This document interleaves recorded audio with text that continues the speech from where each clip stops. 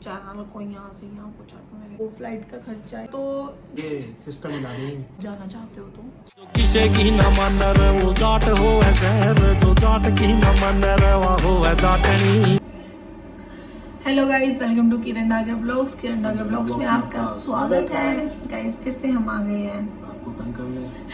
Guys आज का हमारा व्लॉग है कि नेपाल की जो ट्रिप हमने की थी उसके लिए काफ़ी क्वेश्चन आए हुए थे इंस्टाग्राम पे कि कितना खर्चा लगा था, क्या क्या। वैसे तो हमने ब्लॉग्स डाल रखा है बट फिर भी कुछ डिटेल्स जानना चाहते थे तो हमने सोचा एक व्लॉग हम उस पर ले आते हैं ताकि आप लोगों की हेल्प हो जाए अगर आप जाना चाहते हो तो। कैसे कैसे कितना क्या एक्सपेंस होगा।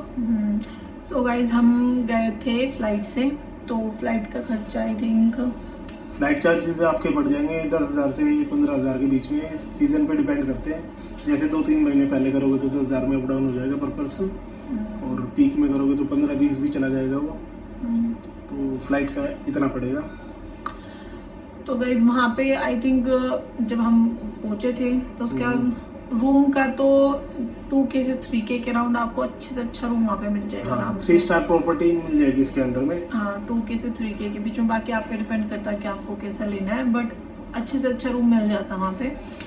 और वहाँ पे मैक्सिमम होटल्स जो है वो एयरपोर्ट के पास में ही है, क्योंकि जो मंदिर है पशुपतिनाथ जी का वो एयरपोर्ट के बिल्कुल वॉकिंग डिस्टेंस पे है। तो गाइस उसके लिए आपको कोई कैब वगैरह करने की जरूरत नहीं है, आप बुक करके भी जा सकते हो इजीली पशुपतिनाथ मंदिर। और पशुपतिनाथ के बारे में तो हमने नेक्स्ट पीछे वाले ब्लॉग में आपको बता ही दिया था कि कैसे आपको दर्शन करने हैं, क्या क्या करना है, क्या नहीं करना है, किस टाइम पे आरती होती है, कौन सी आरती ज़रूरी है, क्योंकि अंदर भी आरती होती है और घाट पे भी आरती होती है। तो हमने उसमें ब्लॉग में आपको दिखाया। अगर आपने नहीं देखा है तो हम लिंक नीचे डाल देंगे ब्लॉग का, आप जाके वहाँ पे देख सकते हो। एंड गाइज वहाँ पे लोकल में देखने के लिए है पहले तो नेपाल में तो वहाँ पे दरबार स्क्वायर करके एक जगह है। वहाँ पे 40 से 50 अलग अलग छोटे छोटे मंदिर और अलग अलग चीजें जैसे म्यूजियम वगैरह, लोकल मार्केट, तो वो सब वॉकिंग डिस्टेंस पे ही है। ढाका ऐसे करके भी था ना वहाँ पे, हनुमान ढाका का मंदिर था, कुमारी का मंदिर था, ऐसे बहुत सारे। वो हमने ब्लॉग में पूरा चार्ट दिखा रखा है, अगर आप जाकर देखोगे ना ब्लॉग को तो उसमें चार्ट, उसमें सारे पॉइंट्स लिखे हुए हैं। बट गाइज वहाँ पे सबसे बड़ा स्कैम ये होता है कि अगर हम होटल वालों की तरफ से जा रहे हैं, क्योंकि कैब वो भी हमारे लिए करवा देते हैं तो वो तो हमें डिटेल बता देंगे, पर अगर हम बाहर से करते हैं तो वो हमें सिर्फ ये बोलेंगे कि हम आपको इतने मंदिर घुमाएंगे। तो हमारे माइंड में ये आता है कि हाँ इतने सारे मंदिर है तो दूर दूर होंगे, डिस्टेंस पे होंगे, तो यार ये पैसे बोल रहा है तो शायद सही बोल रहा है। पर वहाँ पे वो जो स्क्वायर है वो सिर्फ एक, जैसे एक गेट होता है ना, सिर्फ वहाँ पे टिकट लगी शायद 500 रुपए की टिकट, वो भी म्यूजियम की टिकट है। हाँ म्यूजियम के, जैसे उसमें एंट्री हो जाएगी उसके बाद सारे पॉइंट वहीं पे है, अंदर ही अंदर आप वॉक करके आराम से घूम सकते हो। ठीक है, तो जिसको नहीं पता है तो फालतू के पैसे वेस्ट करने से कोई मतलब नहीं है। तो आप होटल वालों से कंफर्म कर लेना और इजीली आप जाके घूम सकते हो। आप घूम भी नहीं पाओगे, इतने सारे मंदिर हैं। ठीक है, पूरा दिन निकल जाएगा, पूरा दिन निकल जाएगा।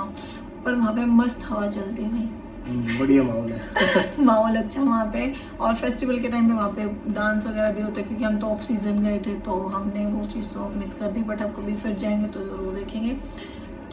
उसके बाद गाइज वहाँ पे मतलब वहीं पे मतलब लोकल में तो ये स्टैचू है ना, बुद्ध स्तूपा है, बुद्ध स्तूपा है जो कि 2013 में जब वहाँ पे अर्थक्वेक आया था वो टूट गया था।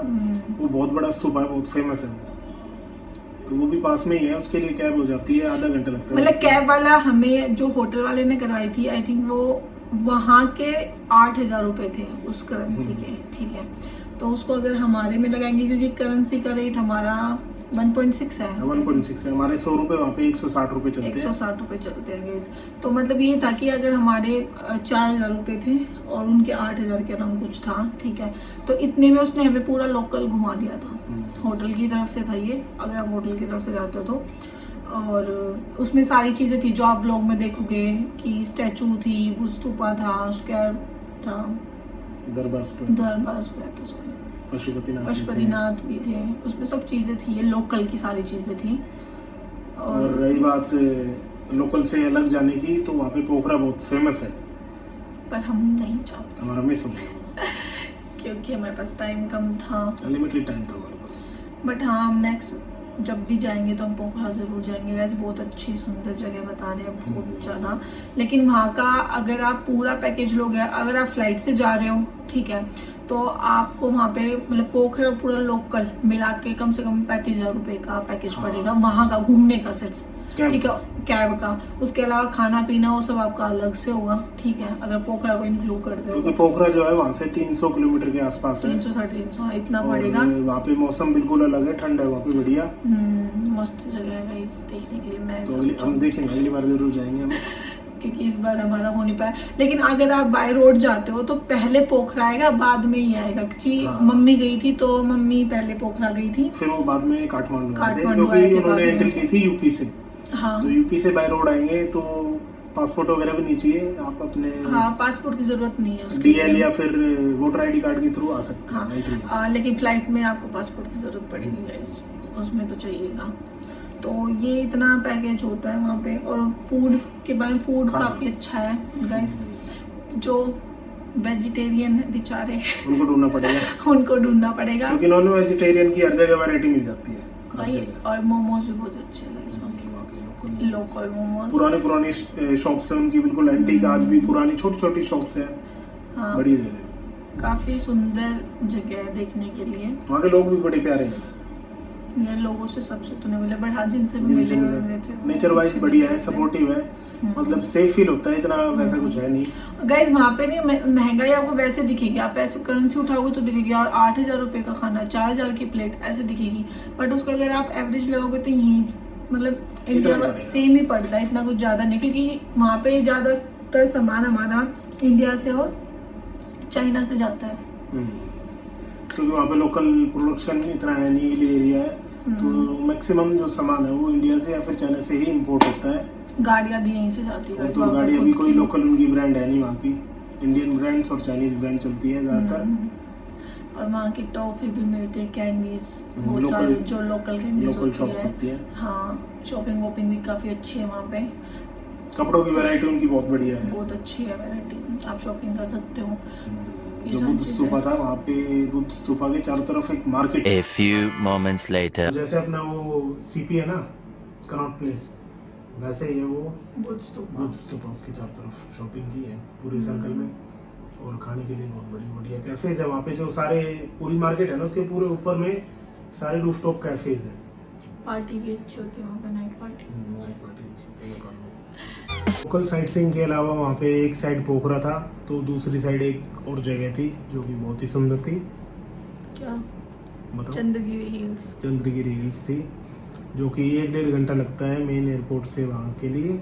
वहाँ पे बच्चों के लिए गेम्स भी है, खेलने के लिए, सबसे बड़ी चीज़ ये थी। और वहाँ पे जाने के लिए हमें रोप वे से जाना पड़ता है, क्योंकि वो जो हिल्स के हम हिल टॉप पे जाते हैं बिल्कुल ही, तो वो जो रोप वे है वो बिल्कुल 15 मिनट लेता है पूरे ऊपर जाने में, बहुत लंबा रोप वे है। और पूरा फिर वहाँ से जाके 360 डिग्री व्यू आता है काठमांडू का, पूरा दूर दूर तक सब कुछ दिखेगा हमें। और मेन टॉप पे आपका शिव जी का मंदिर है वहाँ पे, महाकाल का, वहाँ पे दर्शन करो। लोकल फूड्स की बहुत सारी शॉप्स है वहाँ पे भी शॉप्स है। एडवेंचर के लिए। फिर वहाँ पे क्या क्या था जो यहाँ पे वो वहाँ पे था, जिप लाइन वगैरह, फ्री फॉल वगैरह, सेम ही था गाइस। और वहाँ पे भी एक ही है कि अगर केबल आप वहाँ पे साइकिल, टाइम स्पेंड कर सकते हो बच्चों के हाँ, साथ, अलग-अलग चीजें बच्चों- थी। काफी चीजें थी वहाँ पे देखने के लिए।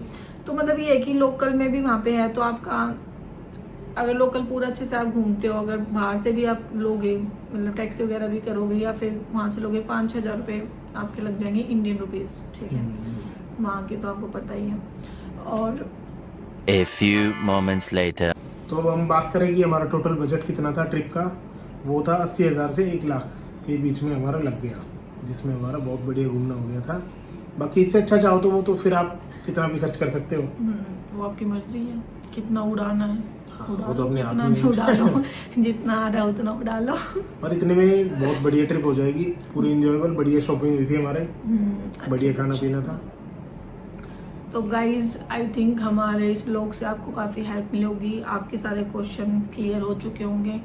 अगर आपको वीडियो अच्छी लगी हो, आपको ब्लॉग अच्छा लगा हो, तो लाइक शेयर सब्सक्राइब करना बिल्कुल मत भूलना।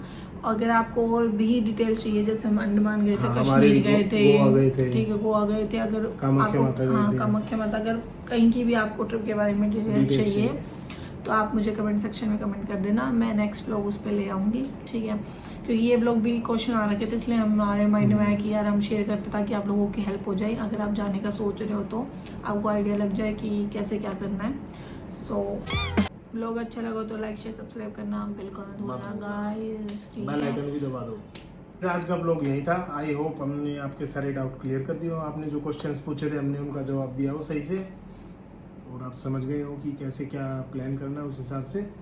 और गाइज अगर आपको बाकी ट्रिप्स के बारे में भी, उनके पैकेज के बारे में जानना है कि कितना अमाउंट हुआ था, जैसे अंडमान का, क्या गोवा का, बजट रहेगा, कश्मीर कितना का, लगेंगे। तो आप कमेंट सेक्शन में आप मुझे कमेंट कर देना, मैं नेक्स्ट व्लॉग उसी टॉपिक पे लेके आऊँगी। और अगर आप कोई और भी टॉपिक मुझे सजेस्ट कर सकते हो, ठीक है, कि मैं किस चीज़ पे व्लॉग बनाऊँ, और थोड़ा मेरे चैनल को यहाँ से यहाँ पहुँचा दो ताकि मुझे मोटिवेशन मिले और मैं डेली व्लॉगिंग कर पाऊँ। मैं पूरा ट्राई करूँगी कि मैं डेली व्लॉग्स लेके आऊँ। अगर आपको व्लॉग आज का अच्छा लगा हो तो लाइक से सब्सक्राइब करना बिल्कुल मत भूलना, बेल आइकन दबा देना। यस, मिलते हैं एक अच्छे से व्लॉग के साथ। राम राम जी।